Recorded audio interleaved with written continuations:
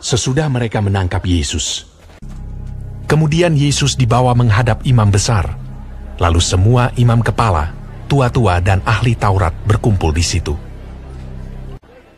Imam-imam kepala, malah seluruh mahkamah agama mencari kesaksian terhadap Yesus supaya ia dapat dihukum mati, tetapi mereka tidak memperolehnya. Banyak juga orang yang mengucapkan kesaksian palsu terhadap dia, tetapi kesaksian-kesaksian itu tidak sesuai yang satu dengan yang lain. Maka imam besar bangkit berdiri di tengah-tengah sidang dan bertanya kepada Yesus, katanya, "Tidakkah engkau memberi jawab atas tuduhan-tuduhan saksi-saksi ini terhadap engkau? Apakah engkau Mesias, anak dari yang terpuji?" Jawab Yesus, "Akulah dia. Dan kamu akan melihat Anak Manusia duduk di sebelah kanan yang Maha Kuasa dan datang di tengah-tengah awan-awan di langit." Maka imam besar itu mengoyakkan pakaiannya dan berkata, "Untuk apa kita perlu saksi lagi? Kamu sudah mendengar hujatnya terhadap Allah. Bagaimana pendapat kamu?" Lalu dengan suara bulat mereka memutuskan bahwa dia harus dihukum mati. Pagi-pagi benar, mereka membelenggu Yesus, lalu membawanya dan menyerahkannya kepada Pilatus. Pilatus bertanya kepadanya, "Engkaukah Raja orang Yahudi?" Jawab Yesus, "Engkau sendiri mengatakannya." "Lihatlah betapa banyaknya tuduhan mereka terhadap engkau." Tetapi Yesus sama sekali tidak menjawab lagi, sehingga Pilatus merasa heran. Pilatus menjawab mereka dan bertanya, "Apakah kamu menghendaki supaya ku bebaskan Raja orang Yahudi ini?" Maka mereka berteriak lagi, katanya, "Salibkanlah dia!" Lalu Pilatus berkata kepada mereka, "Tetapi kejahatan apakah yang telah dilakukannya?" Namun mereka makin keras berteriak. "Salibkanlah dia!" Dan pada waktu itu, adalah seorang yang bernama Barabas. Mereka telah melakukan pembunuhan dalam pemberontakan. Dan oleh karena Pilatus ingin memuaskan hati orang banyak itu, ia membebaskan Barabas bagi mereka. Tetapi Yesus disesahnya, lalu diserahkannya untuk disalibkan. Mereka mengenakan jubah ungu kepadanya, menganyam sebuah mahkota duri dan menaruhnya di atas kepalanya. Kemudian mereka mulai memberi hormat kepadanya. Katanya, "Salam, hai Raja orang Yahudi."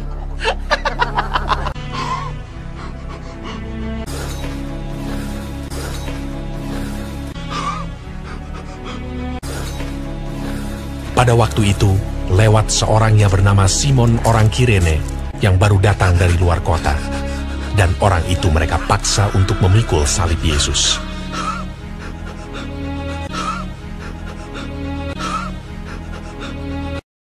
Mereka membawa Yesus ke tempat yang bernama Golgota, yang berarti tempat tengkorak.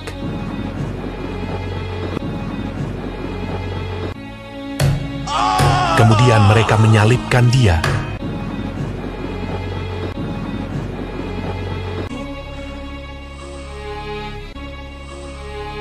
Hari jam 9 ketika ia disalibkan. Orang-orang yang lewat di sana menghujat dia, dan sambil menggelengkan kepala, mereka berkata, "Hai engkau yang mau merubuhkan bait suci dan mau membangunnya kembali dalam 3 hari, turunlah dari salib itu dan selamatkan dirimu." Demikian juga imam-imam kepala bersama-sama ahli Taurat mengolok-olokkan dia di antara mereka sendiri, dan mereka berkata, "Orang lain ia selamatkan, tetapi dirinya sendiri tidak dapat ia selamatkan." Bersama dengan dia disalibkan 2 orang penyamun, seorang di sebelah kanannya dan seorang di sebelah kirinya. "Bukankah engkau adalah Kristus? Selamatkanlah dirimu dan kami." Kita memang selayaknya dihukum, sebab kita menerima balasan yang setimpal dengan perbuatan kita. Tetapi orang ini tidak berbuat sesuatu yang salah. Yesus, ingatlah akan aku apabila engkau datang sebagai Raja. Kata Yesus kepadanya, "Aku berkata kepadamu, sesungguhnya hari ini juga engkau akan ada bersama-sama dengan aku di dalam Firdaus. Pada jam 12, kegelapan meliputi seluruh daerah itu. Dan pada jam 3, berserulah Yesus, "Allahku, Allahku,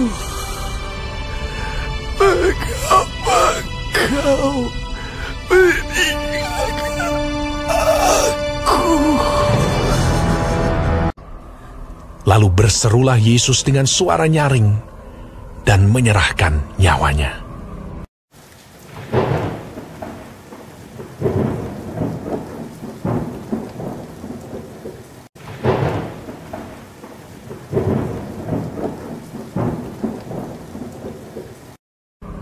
Ketika itu, tabir bait suci terbelah dua dari atas sampai ke bawah.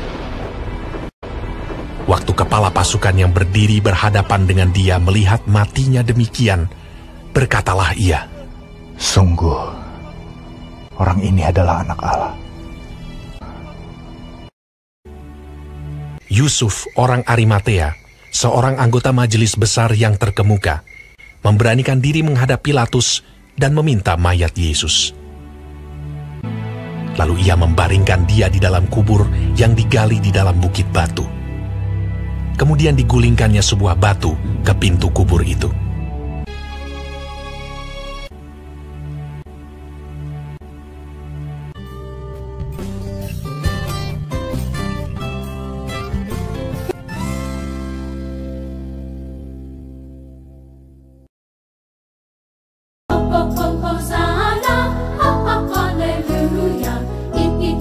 Save me, I've got the joy of the Lord.